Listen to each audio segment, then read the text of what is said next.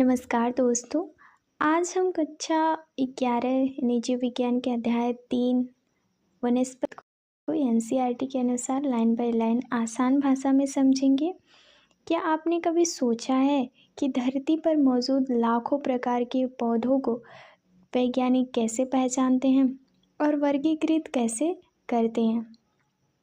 आखिर शैवाल, ब्रायोफाइटा और टेरिडोफाइटा, जिम्नोस्पर्म, एंजियोस्पर्म में क्या अंतर है? इस अध्याय में हम जानेंगे पौधों की विशेषता और उनका वर्गीकरण, जीवन चक्र और उनकी इवोल्यूशनरी जर्नी। साथ ही नीट और बोर्ड परीक्षा में पूछे जाने वाले महत्वपूर्ण कॉन्सेप्ट और एनसीईआरटी की हर लाइन का डीप एक्सप्लेनेशन भी मिलेगा। तो अगर आप इस अध्याय को जीरो से मास्टर करना चाहते हैं तो इस वीडियो को अंत तक जरूर देखिए। चलिए शुरू करते हैं हमारा जो अध्याय है, वनस्पति जगत यानी एक अद्भुत दुनिया का सफ़र।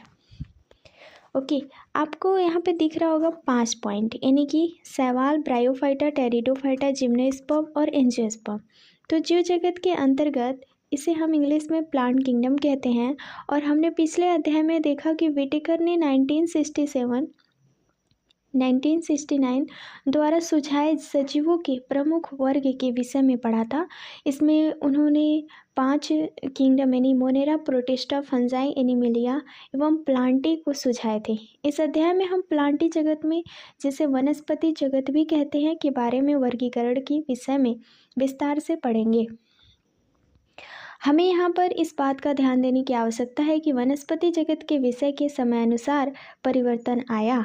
अगर फंजाई की बात करें तो और मोनेरा, प्रोटिस्टा वर्ग के सदस्यों की बात करें तो इसमें कोशिका भित्ति होती है।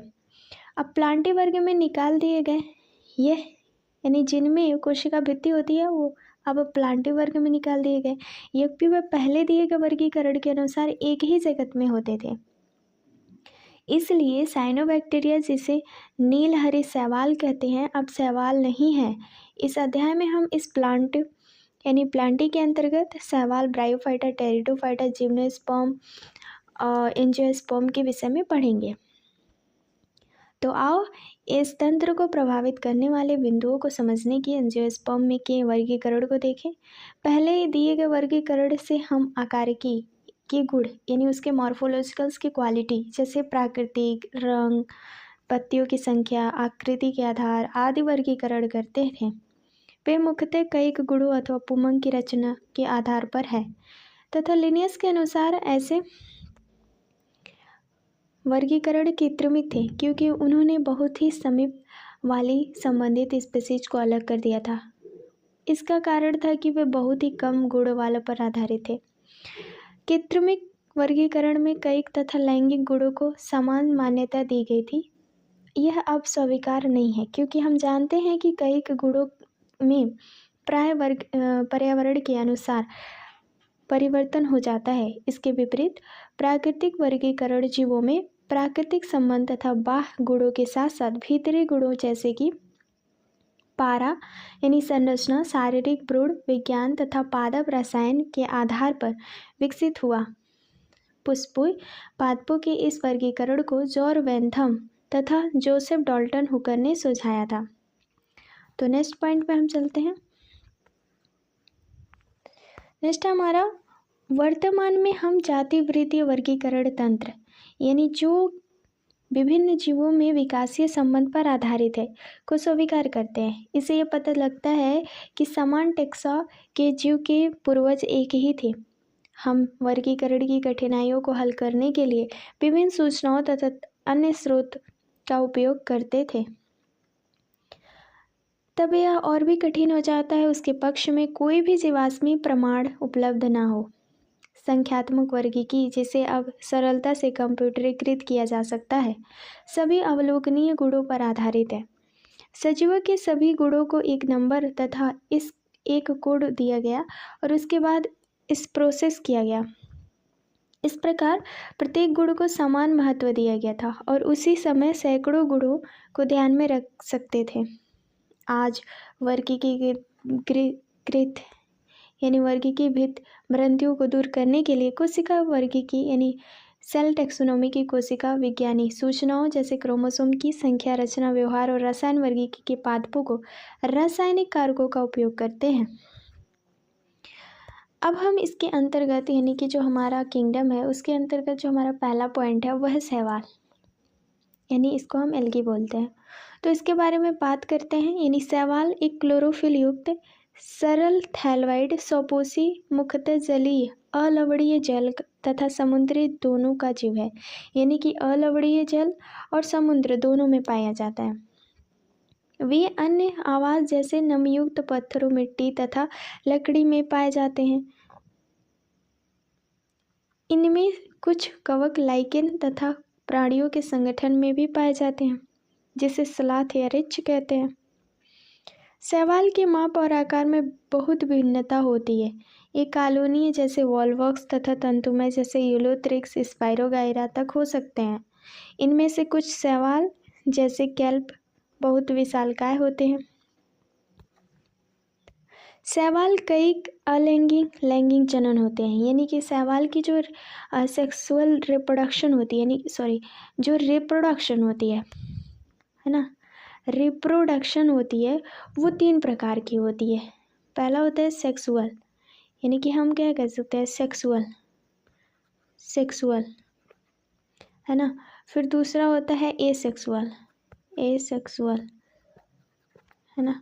फिर उसके बाद वेजिटेटिव, क्या होता है, वेजिटेटिव। 3 प्रकार के होते हैं। वेजिटेटिव जनन यानी कि जो कई जनन होती है उसे विखंडन फ्रेगमेंटेशन विधि द्वारा होता है। इसके प्रत्येक खंड में थैलस बन जाता है। अलैंगिक जनन विभिन्न प्रकार के विजाणु यानी स्पैरोजोआ द्वारा होता है, यानी विजाणुओं द्वारा होता है। सामान्यतः ये विजाणु जो स्पोर होते हैं इनमें कसाविका फ्लैजिला होता है और ये चलायमान होते हैं, यानी कि वह गति करते हैं। अंकुरण के बाद इसमें पौधे बन जाते हैं। लैंगिक जनन में 2 युग्मक संगलित होते हैं, यानी कि कंजुगेट होते हैं। ये युग्मक कसाविका युक्त, फ्लैजिला युक्त तथा माप में समान हो सकते हैं, जैसे यूलोथ्रिक्स, तथा फ्लैजिला विहीन लेकिन समान माप वाले हो सकते हैं, जैसे स्पाइरोगाइरा। ऐसे जनन को समयुग्मकी कहते हैं। जब विभिन्न माप वाले 2 युग्मक संगलित होते हैं तो वो असमयुग्मकी कहते हैं, जैसे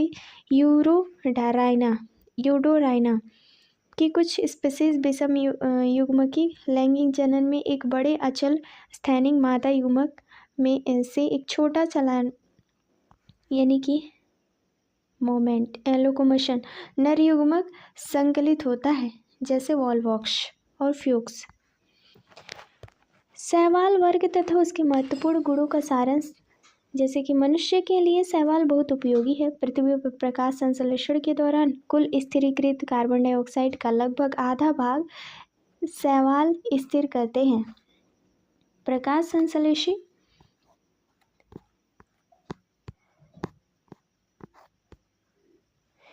जीव होने के कारण शैवाल अपने आसपास के पर्यावरण में घुलित ऑक्सीजन का स्तर बढ़ा देते हैं। ये ऊर्जा के प्राथमिक उत्पादक होने के कारण बहुत महत्वपूर्ण है, क्योंकि ये जलीय प्राणियों के खाद्य चक्रों का आधार है। पोरफायरा, लेमिनेरिया और सारगासम की बहुत सी स्पीसीज प्रजातियों, जो समुद्र की 70 स्पीसीज प्रजातियों में से एक है, भोजन के रूप में उपयोग की जाती हैं। कुछ समुद्री भूरे तथा लाल शैवाल बहुत ही अधिक कैरागिन, जिसे लाल शैवाल से उत्पादन करते हैं, जिनका व्यावसायिक प्रयोग होता है। जिलेडियम ग्रेसिलेरिया एगार प्राप्त होता है, जिसका प्रयोग सूक्ष्मजीवियों के संवर्धन तथा आइसक्रीम और जेली बनाने में किया जाता है। क्लोरेला और स्पाइरोलिना एक कोशिक शैवाल है। इनमें प्रोटीन प्रचुर मात्रा में होता है, यहाँ तक कि इसका प्रयोग आंतरिक्ष भोज यानी कि आंतरिक्ष यात्री भी भोजन के रूप में करते हैं। शैवाल 3 प्रमुख भागों में विभक्त किया गया है, क्लोरोफाइसी, फियोफाइसी और रोडोफाइसी। अब बात करते हैं क्लोरोफाइसी। क्लोरोफाइसी के सदस्यों को प्राय हरा शैवाल कहते हैं और ये एक कोशिकीय, कॉलोनीमय और तंतुमय हो सकते हैं। क्लोरोफिल ए और बी के प्रभावी होने के कारण इसका रंग हरी घास की तरह होता है।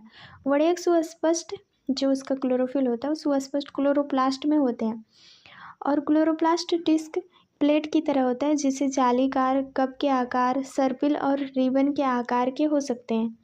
इसके अधिकांश सदस्यों के क्लोरोप्लास्ट में एक अथवा एक से अधिक पायरेनोइड होते हैं। पायरेनोइड स्टार्च होते हैं। कुछ शैवाल तेल बंदूक के रूप में भोजन संचित करते हैं। हरे शैवाल में प्राय एक कठोर कोशिका भित्ति होती है, जिसकी भीतरी सतह सेलुलोज की तथा बाहरी सतह पेक्टोस की बनी होती है। कैइक जनन प्राय तंतु के टूटने से अथवा विभिन्न प्रकार के विजाणु स्पोर्स के बनने से होता है। अलैंगिक जनन फ्लैजेला युक्त जो स्पोर से होता है। जो स्पोर जो स्पोरोंजिया चल विजाणु धानी से बनते हैं। लैंगिक जनन में लैंगिक कोशिकाओं के बनने से बहुत भिन्नता दिखाई पड़ती है। ये समयुग्मकी, असमयुग्मकी और विषमयुग्मकी हो सकते हैं। इसके सामान्य सदस्य क्लैमाइडोमोनास, वोल्वॉक्स, यूलोथ्रिक्स, स्पाइरोगाइरा तथा कैरा हो सकते हैं, जैसे कि इस फिगर में यहाँ पे दिया है। वोल्वॉक्स, स्पाइरोगाइरा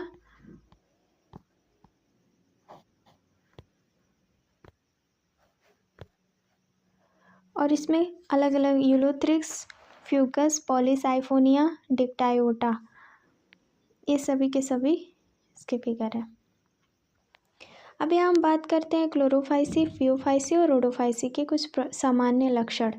अगर हम इसकी बात करें तो ये क्लोरोफाइसी हरे शैवाल होते हैं। क्लोरोफिल ए और बी का निर्माण करते हैं और भोजन स्टार्च के रूप में कोशिका भित्ति सेलुलोज और फ्लैजेला की संख्या लगभग 2 से 8 समान शीर्ष पर और अलवणीय जल खारा पानी में उपस्थित है।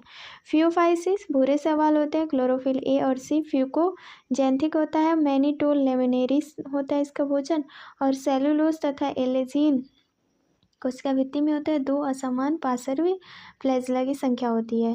अलवण जल बहुत कम खारा तथा लवणीय जल। रोडोफाइसी लाल शैवाल होते हैं। क्लोरोफिल ए और डी, फाइकोएरिथ्रिन, फ्लोरिड्रिन स्टार्च, सेलुलोज अनुपस्थित होता है। फ्लैजेला की संख्या और अलवण जल, कुछ खारा जल और लवण अधिकांश इस मात्रा में पाए जाते हैं। फियोफाइसी अथवा भूरे शैवाल समुद्री आवास में पाए जाते हैं। इसके माप आकार में भिन्नताएं होती हैं।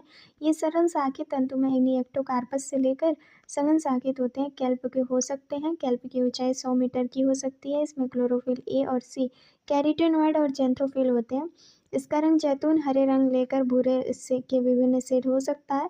ये शेड जैंथोफिल वलय फ्यूकोजैंथिन की मात्रा पर निर्भर करते हैं। इसमें जटिल कार्बोहाइड्रेट्स के रूप में भोजन संचित होता है और यह भोजन में लेमिनिन और मैनीटोल के रूप में हो सकते हैं। कई कोशिका में सेलुलोज कोशिका से बनी होती है इसकी भित्ति, और जिसके बाहर की ओर एल्जीन का जिलेटिन अस्तर होता है। प्रोटोप्लास्ट में कवक के अतिरिक्त केंद्र में रसदानी यानी वैकुल्स तथा केंद्रक होते हैं और ये प्राय संलग्नक द्वारा अंतःस्तर यानी सबस्ट्रेटम से जुड़ा होता है और इसमें एक वृत्त तथा पत्ती की तरह का प्रकाश संश्लेषण अंग होता है। इसमें कई जनन विखंडन विधि द्वारा होता है। अलैंगिक जनन नाशपाती के आकार वाले 2 फ्लैजेला युक्त जो स्पोर द्वारा हो सकता है। इसके फ्लैजेला असमान होते हैं और पार्श्वीय रूप से जुड़े होते हैं। नेक्स्ट है, इसमें लैंगिक जनन समयुग्मकी, असमयुग्मकी अथवा विषमयुग्मकी हो सकता है। युग्मकों का संगम जल अथवा अंडवाहिनी यानी अंडधानी यानी विषम युग्मकी स्पीशीज प्रजाति में हो सकता है। युग्मक फायरी फॉर्म नाशपाती आकार की होती है और इसके पार्श्व में 2 फ्लैजेला होते हैं और इसके सामान्य सदस्य एक्टोकार्पस, डिक्टियोटा, लेमिनेरिया, सॉर्गैसम और फ्यूकस है। बात करते हैं हम रोडोफाइसी। रोडोफाइसी लाल शैवाल लाल रंग का होता है वड़यक आर फाइकोएरिथ्रिन के कारण। अधिकांश लाल शैवाल समुद्र में पाए जाते हैं और इनकी बहुलता समुद्र के गर्म क्षेत्र से अधिक होती है। ये पानी की सतह पर अधिक प्रकाश होता है वहाँ भी पाए जाते हैं, और समुद्र की गहराई में भी, और जहाँ प्रकाश कम होता है वहाँ भी पाए जाते हैं। कौन? रोडोफाइसी। लाल शैवाल का लाल थैलस अधिकांश बहुकोशिका होता है और इसमें कुछ संरचना बड़ी जटिल होती है। भोजन फ्लोरिडियन स्टार्च के रूप में संचित होता है और इस स्टार्च की रचना एमाइलो प्रोटीन तथा ग्लाइकोजन की तरह होती है। इसमें कई जनन विखंडन, अलैंगिक जनन, अचल स्पोर्स विजाणु और लैंगिक जनन अचल युग्मकों द्वारा होता है। लैंगिक जनन विषम युग्म की होती है और इसके पश्चात निषेचन तर विकास होता है। इसके सामान्य सदस्य हैं पॉलीसाइफोगोनिया और ग्रेसिलेरिया और पोरफायरा और जिलेडियम। अब हम बात करते हैं, नेक्स्ट पॉइंट हमारा है ब्रायोफाइटा। ब्रायोफाइटा में मॉस तथा लिवरवर्ट आते हैं जो प्राय पहाड़ियों में नम और छायादार क्षेत्रों में पाए जाते हैं। ब्रायोफाइटा को पादप जगत के जल स्थलचर भी कहते हैं। एम्फीबियंस।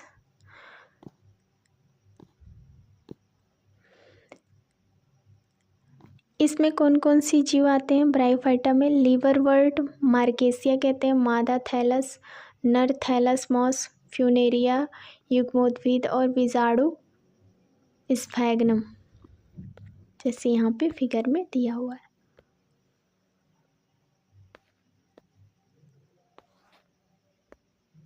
अब क्योंकि ये भूमि पर जीवित रह सकते हैं किंतु लैंगिक जनन के लिए जल पर निर्भर करते हैं। ये प्राय नम और सीलन यानी आर्द्र और छायादार स्थानों पर पाए जाते हैं। ये अनुक्रम में महत्वपूर्ण भूमिका निभाते हैं। कौन? ब्रायोफाइटा।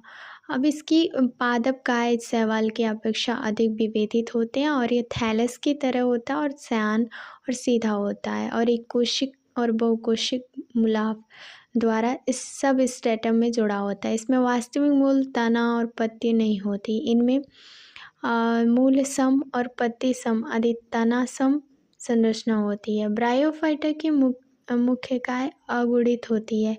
ये युग्मक उत्पन्न करते हैं इसलिए युग्मोद्भिद कहते हैं।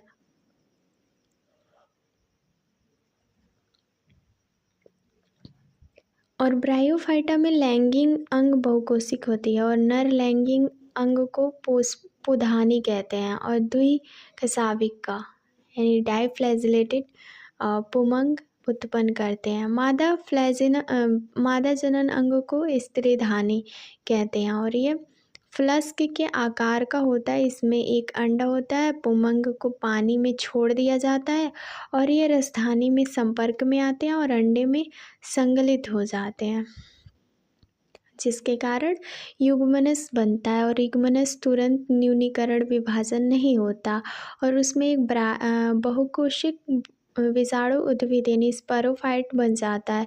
स्पैरोफाइट मुक्तजीवी नहीं होता है बल्कि यह प्रकाश संश्लेषी युग्मोद्भिद से जुड़ा रहता है और इससे अपना पोषण प्राप्त करता है और स्पैरोफाइट की कुछ कोशिकाओं में न्यूनीकरण विभाजन होता है जिसमें अपेक्षाकृत अगुणित विषाणु अंकुरित होकर युग्मोद्भिद का निर्माण करते हैं। ब्रायोफाइटा का बहुत कम आर्थिक महत्व होता है, लेकिन कुछ मौस शाकाहारी स्तनधारियों, पक्षियों और अन्य प्राणियों को भोजन प्रदान करते हैं। स्फैग्नम की कुछ स्पीसीज जाति पीठ प्रदान करते हैं जिसका प्रयोग ईंधन के रूप में प्रयोग होता है और इसका पैकिंग और सजीव पदार्थों को स्थानांतरित करने में भी करते हैं। इसका कारण यह है कि इनमें पानी को रोकने की क्षमता बहुत अधिक होती है। लाइकेन समेत मॉस सर्वप्रथम ऐसे सजीव हैं जो चट्टानों पर उगते हैं। इसका पारिस्थितिक दृष्टि में बहुत महत्व है। इन्होंने चट्टानों को अपघटित किया और अन्य उच्च कोटि के पौधों को उगने का अनुरूप बनाया। चूँकि मॉस मिट्टी का एक सघन परत होता है इसलिए वर्षा की बौछार मृदा को अधिक हानि नहीं पहुंचा पाती और इस प्रकार की मृदा अपक्षरण को रोकते हैं। ब्रायोफाइटा में लिवरवर्ट और मॉस में विभक्त कर सकते हैं। नेक्स्ट है लिवरवर्ट। लिवरवर्ट प्राय नमी छायादार स्थानों जैसे नदियों के किनारे, दलदलें, स्थान, गोली, मिट्टी, पेड़ों की छालों आदि पर उगते हैं। लिवरवर्ड को पादप का ये थैलासम मार्केसिया होती है। थैलासम पृष्ठधार होते हैं तथा अंतःस्तर बिल्कुल चिपके रहते हैं। इसके पत्तीदार सदस्यों में पत्तियों की तरह की छोटी छोटी संरचनाएं होती हैं, जो तने की तरह की संरचना 2 कतारों में होती है। लिवरवर्ट में अलैंगिक जनन थैलस के विखंडन अथवा विशिष्ट संरचना जेमा द्वारा होता है। जेमा हरी बहुकोशिकीय अलैंगिक कलियां छोटे छोटे पात्रों में, जिन्हें जेमा कप कहते हैं, इसमें जो स्थित होती है और ये अपने पैतृक पादप को अलग करते हैं और इनमें कुछ नया पादप उग जाता है। लैंगिक जनन के दौरान नर तथा मादा लैंगिक अंग या उसी थैलस पर अथवा दूसरे थैलस पर बनते हैं। स्पैरोफाइटा में एक पाद यानी सीटा और कैप्सूल मार्केसिया होता है। मियोसिस के बाद कैप्सूल में स्पोर बनते हैं। स्पोर में अंकुरित होने के कारण मुक्तजीवी युग्मोत्कोभिद यानी गैमेट्स बनते हैं। अब बात करते हैं हम मॉस के बारे में। ब्रायोफाइटा का जो प्रजाति है मॉस क्या है, यानी कि जीवन चक्र को प्रभावी अथवा गैमेटोफाइट्स होती है। इसकी 2 अवस्थाएं होती है। पहली अवस्था प्रथम तंतु जो स्पोर से बनता है, विपर्सी हरा शाखित तथा प्राय तंतुमय होती है, और दूसरी अवस्था पत्ती की तरह होती है जो प्रथम तंतु से पार्श्व कली के रूप में उत्पन्न होते हैं और इनमें एक सीधा पतला तना होता है जिससे सर्पिल रूप से पत्तियां लगी रहती हैं और बहुकोशिक तथा शाखित मूलाभ द्वारा मिट्टी में जुड़ जाती हैं और इस अवस्था में लैंगिक अंग विकसित होते हैं। मॉस में कई जनन द्वितीयक प्रथम तंतु के विखंडन द्वारा मुकुलन द्वारा होता है। लैंगिक जनन में लैंगिक अंग पुंधानी तथा स्त्रीधानी पत्तीदार प्रोह की चोटी पर स्थित होते हैं। निषेचन के बाद युग्मनज में स्पैरोफाइट विकसित होता है जो 5 सीटा और तथा कैप्सूल में विभेदित रहता है। मॉस में स्पैरोफाइट लिवरवर्ट की अपेक्षा अधिक विकसित होता है। कैप्सूल का स्पोर होते हैं। मियोसिस के बाद स्पोर बनते हैं। मॉस के स्पोर विकिरण की बहुत विस्तृत प्रणाली होती है। इसके सामान्य सदस्य फ्यूनेरिया, पॉलीट्राइकस, स्फैग्नम आदि होते हैं। बात करते हैं टेरिडोफाइटा। टेरिडोफाइटा क्या है? टेरिडोफाइटा सजावट के में बहुत अधिक आर्थिक महत्व है। फूल वाले अधिकांश फर्न का प्रयोग सजाने में किया जाता है और सजावट पौधे के रूप में उगते हैं। विकास की दृष्टि में ये स्थल उगने वाले सर्वप्रथम पौधे हैं जिनमें संवहन ऊतक, जाइलम तथा फ्लोएम होते हैं। आप इन ऊतकों के विषय में विस्तार से अध्ययन 6 में पढ़ेंगे, यानी अध्याय 6 में पढ़ेंगे। जीवाश्मी रिकॉर्ड के अनुसार टेरिडोफाइट 350 मिलियन वर्ष पूर्व प्रभावी वनस्पति थे और तने रूपी टेरिडोफाइटा के अंतर्गत हर्ड सिल तथा फर्न आते थे। टेरिडोफाइट ठंडे गोले छायादार स्थानों पर पाए जाते हैं। भी कुछ रेतीली मिट्टी भी अच्छी तरह उगते हैं। आपको याद होगा कि ब्रायोफाइटा के जीवन में गैमेटोफाइट प्रभावी अवस्था होता है, लेकिन टेरिडोफाइटा में मुख्यतः पादप का स्पोरोफाइट है जिसमें वास्तविक मूल, तना और पत्ती होती है। इन अंगों को सुस्पष्ट संवहन ऊतक और टेरिडोफाइटा में वे पत्तियां छोटी, लघुपड़, सेलिजिनेला और बड़ी बृहदाकार हो सकते हैं जैसे फर्न। स्पायरोफाइटा में बीजाणुधानी होती है जो पत्ती की तरह के बीजाणुपुड़ से लगी होती रहती है। टेरिडोफाइटा में बीजाणुपुड़ संघन होकर एक सुस्पष्ट रचना बनता है जिन्हें संघ को कहते हैं। उदाहरण के लिए सिलेजिनेला इक्वेसिटम टेरिडोफाइट के अंतर्गत आता है। बीजाणुओं के स्थित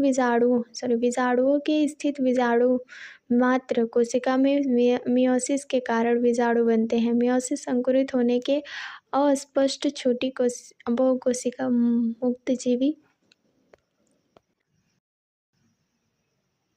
अधिकांशतः प्रकाश संश्लेषित थैलाफ गैमेटोफाइट बनते हैं जिसे प्रोथैलस कहते हैं। गैमेटोफाइट को उगने के लिए ठंडा, गीला और छायादार स्थान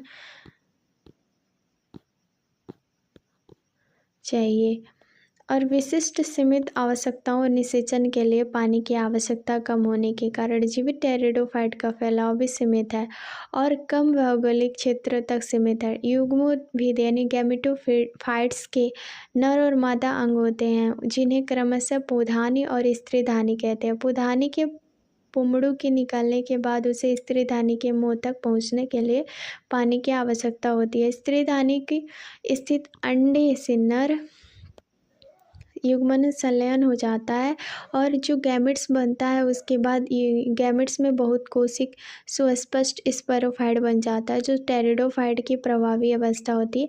एक भी अधिकांश टेरिडोफाइट में जहाँ स्पोर्स एक ही प्रकार के होते हैं उसे हम सिलेजिनेला कहते हैं, यानी कि सिलेजिनेला स्वेलेनिया दो प्रकार के जैसे बड़े और लघु छोटे स्पोर्स बनते हैं। इनमें विषम विषाणु कहते हैं। बड़े बृहद यानी विषाणु मादा तथा छोटे लघु विषाणु नर से क्रमशः मादा और नर गैमेटोफाइट बन जाते हैं। ऐसे पौधों में मादा गैमेटोफाइट अपनी आवश्यकता पूर्ति के लिए पैतृक स्पोरोफाइट से जुड़ा रहता है और मादा युग्मोद्भिद यानी गैमेटोफाइट्स में युग्मनस का विकास होता है जिससे एक नया शैशव भ्रूण बनता है और यह घटना बहुत महत्वपूर्ण समझी जाती है जो बीज प्रकृति की ओर ले जाती है, जैसे Pteridophyta class Psilopsida, Psilotum, Lycopsida, Selaginella, Lycopodium, Sphenopsida, Equisetum, Pteropsida, Dryopteris, Pteris अथवा एंटिएटम। अब बात करते हैं हमारा जिम्नोस्पर्म। जिम्नोस्पर्म अनावृत और स्पर्म यानी बीज ऐसे पौधे होते हैं जिनमें बीजांड अंडाकार भित्ति से ढके हुए नहीं होते हैं और उन्हें निषेचन से पूर्व तथा बाद में अनावृत हो सकते हैं यानी ही रहते हैं, जिसमें जिम्नोस्पर्म माध्यम अथवा लंबे वृक्ष तथा झाड़ियाँ होती हैं। जिम्नोस्पर्म का सकुआ वृक्ष सबसे लंबा होता है। इसकी मूल प्राय मौसला होती है।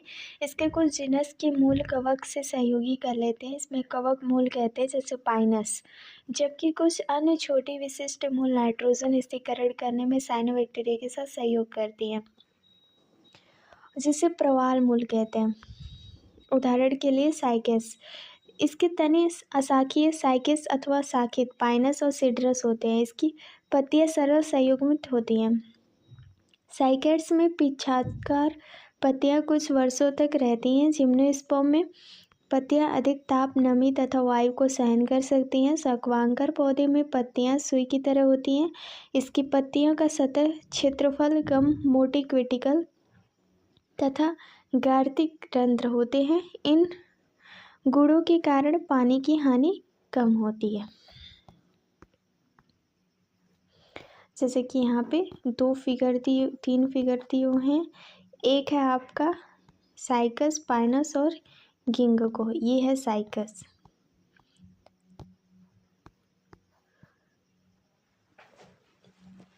जैसे कि जिम्नोस्पर्म विषम विषाणु होते हैं। अगुणित विषाणु, लघु विषाणु तथा बृहद विषाणु बनाते हैं।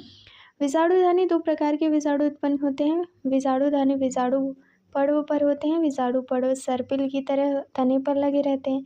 ये सलथ अथवा संघन शंकु बनते हैं। शंकु जिन पर लघु विषाणु पड़व और लघु विषाणु धानी होती है उन्हें लघु विषाणु धानिक तथा नरकुंज कहते हैं।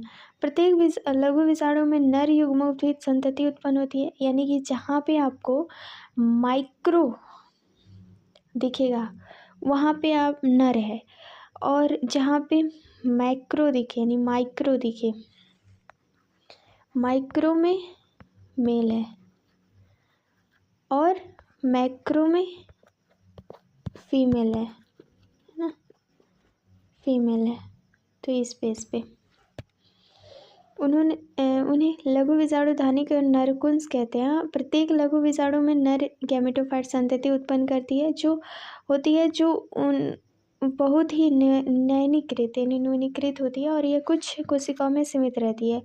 जो नए नए नर बनाते हैं युग्मोद्भिद गैमेट्स को परागकण कहते हैं। परागकण का विकास लघु विषाणुधानी में होता है। जिस शंकु पर गुरु विषाणु पर्व और गुरु विषाणुधानी होती है उन्हें गुरु विषाणु अथवा मादा शंकु कहते हैं। यानी गुरु विषाणुधानी का कहाँ होती है निर्माण, तो होती है मादा। दो प्रकार के नर अथवा मादा शंकु एक ही वृक्ष यानी पाइनस में होता है।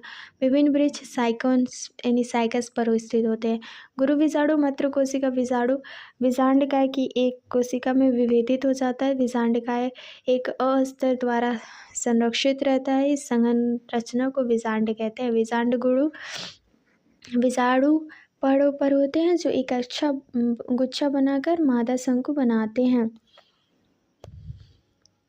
गुरु विषाणु मातृ कोशिका में मियोसिस द्वारा 4 गुरु विषाणु बन जाते हैं।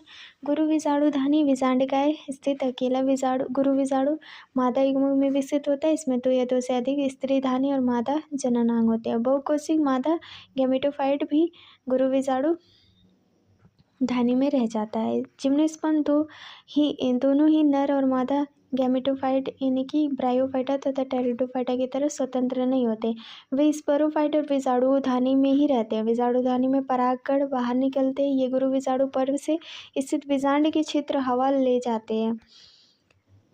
परागण से एक परक नली बनती है। इसमें नर युग्मक होता है। पराग नली स्त्रीधानी की ओर जाती है जहाँ पर वहाँ शुक्राणु छोड़ देती है। निषेचन के बाद युग्मनज बनता है जिससे भ्रूण विकसित होता है और विषाणु में बीज बनते हैं और ये बीज ढके हुए नहीं होते हैं, है ना। अब हम बात करते हैं एंजियोस्पर्म के बारे में। एंजियोस्पर्म क्या कहता है, यानी पुष्पीय पादप अथवा एंजियोस्पर्म में परागकण विषाणु विशिष्ट रचना में यानी कि रचना के रूप में विकसित होते हैं। इसमें पुष्प कहते हैं। जबकि जिम्नोस्पर्म में विषाणु अनावृत होता है और एंजियोस्पर्म पुष्पीय पादप है। इसमें बीज फलों के भीतर होते हैं। पादपों से सबसे बड़ा वर्ग है। इसके व्यास स्थान बहुत व्यापक है। इसका माप सूक्ष्मदर्शी जिसे वुल्फिया से लेकर सबसे ऊंचे वृक्ष यूकैलिप्टस 100 मीटर की ऊंचाई तक होती है। इनसे हमें भोजन, चारा, ईंधन, औषधि तथा अन्य आर्थिक महत्व उत्पादन होते हैं उसकी ज़रूरत की पूर्ति होती है। जो 2 वर्गों में द्विबीजपत्री एक बीजपत्री में विभक्त किया गया।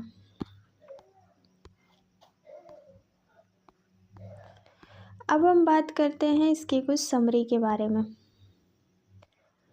समरी, पादप जगत में शैवाल, ब्रायोफाइटा, टेरिडोफाइटा, जिम्नोस्पर्म, स्पर्म आते हैं। शैवाल में क्लोरोफिल होता है। वे सरल सैलाब, स्वपोषी अथवा मुख्यतः जलीय जीव, वड़ेक के प्रकार तथा भोजन संग्रह के प्रकार के आधार पर शैवाल को 3 वर्गों यानी क्लास में विभक्त किया गया है। Chlorophyceae, Phaeophyceae, Rhodophyceae. शैवाल प्राय विखंडन द्वारा कई प्रवर्धन करते हैं। अलैंगिक जनन में विभिन्न प्रकार के विषाणुओं द्वारा लैंगिक जनन लैंगिक कोशिकाओं द्वारा करते हैं। लैंगिक कोशिकाएं समयुग्मकी, असंयुग्मकी तथा विषमयुग्मकी हो सकती हैं। ब्रायोफाइटा ऐसे पौधे हैं जो मिट्टी में उगते हैं लेकिन इनका लैंगिक जनन पानी पर निर्भर करता है। यानी शैवाल की अपेक्षा इनकी पादप काया अधिक विभेदित होती है।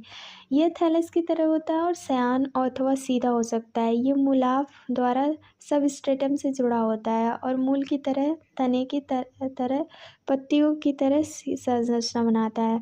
ब्रायोफाइटा लिवरवर्ट और मॉस में विभक्त है। लिवरवर्ट थैलस तथा पुष्टधर होते हैं। मॉस सीधे पतले तने वाले होते हैं जिन पर पत्तियां सर्पिल ढंग से लगी रहती है। ब्रायोफाइटा की मुख्य काय जो गैमेटोफाइट्स होती हैं जो युग्मकों को उत्पन्न करते हैं उन्हें नर युग्मक अंग कहते हैं जिन्हें पुंधानी कहते हैं। मादा लैंगिक अंग को स्त्रीधानी कहते हैं। नर और मादा युग्मक इससे पैदा होते हैं जो संगलित होकर युग्मनज बनाते हैं। युग्मनज में बहुकोशिक रचना होती है जिसमें विषाणु उद्भिद कहते हैं और वो अगुणित विषाणु बनाते हैं। विषाणुओं को गैमेटोफाइट कहते हैं। टेरिडोफाइट का काम होता है कि विषाणु उद्भिद होता है। इसमें वास्तविक मूल, तना और पत्तियां होती हैं। इसमें सुविकसित समान ऊतक होता है। जो विषाणु उद्भिद में विषाणुधानी होती है उसमें मियोसिस द्वारा विषाणु बनते हैं और विषाणु अंकुरित होकर युग्मोद्भिद यानी गैमेटोफाइट बनाते हैं।